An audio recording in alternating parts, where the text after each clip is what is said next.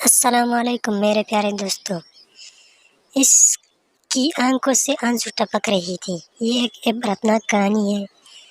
کسی T V ٹک talk show میں anchor نے اپنے کروڑ پتی مہمان سے سوال پوچھا، زندگی میں آپ کو حقیقی خوشی کب اور کیسے ملی؟ مہمان نے کہا، حقیقی خوشی کے حصول کے لیے میں 4 مراحل سے گزرا ہوا۔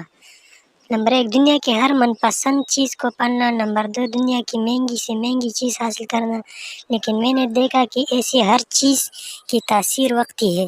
3 نمبر، بڑی بڑی پروجیکٹ کی ملکیت حاصل کرنا، مثلا کسی ٹیم یا فرنیچر کو خریدنا، دنیا بھر میں سیاحت کے حوالے سے خدمات سر انجام دینا وغیرہ۔ لیکن ان سب کاموں میں بھی مجھے وہ خوشی نہ مل سکی جس کا میں متلاشی تھا۔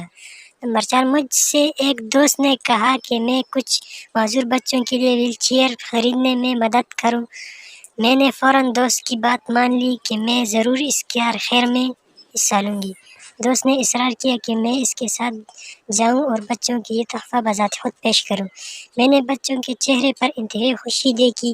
بچے کرسیوں پر بیٹھ کر خوشی سے جھوم رہے تھے، ہنسی خوشی کے ساتھ ادھر ادھر گھوم رہے تھے۔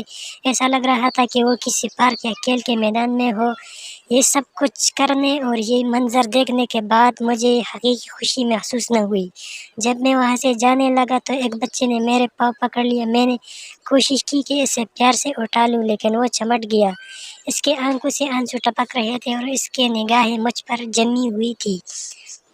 میں نے نیچے جھک کر اس سے پیار بھری انداز میں پوچھا، بیٹا کسی اور چیز کی ضرورت ہے تو مجھے بتا دیجیے۔ اس بچے نے جو جواب دیا، اس جواب نے مجھے حقیقی خوشی سے روشناس کرایا۔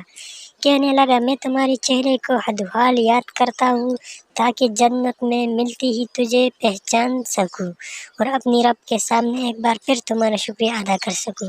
مقام عبرت، کوشش کریں کہ ہمیشہ ان لوگوں میں آپ کا شمار ہو جن سے ملنے کی تمنا قیامت والے دن بھی لوگ کریں، تاکہ وہ آپ کے حضور بھی آئے ان کا شکریہ ادا کریں۔ ان لوگوں میں سے نہ ہو جن سے قیامت والے دن بھی لوگ جھگڑا کرنے کی تمنا کریں اور ان سے بدلہ لینے کے لیے قیامت کا انتظار کریں۔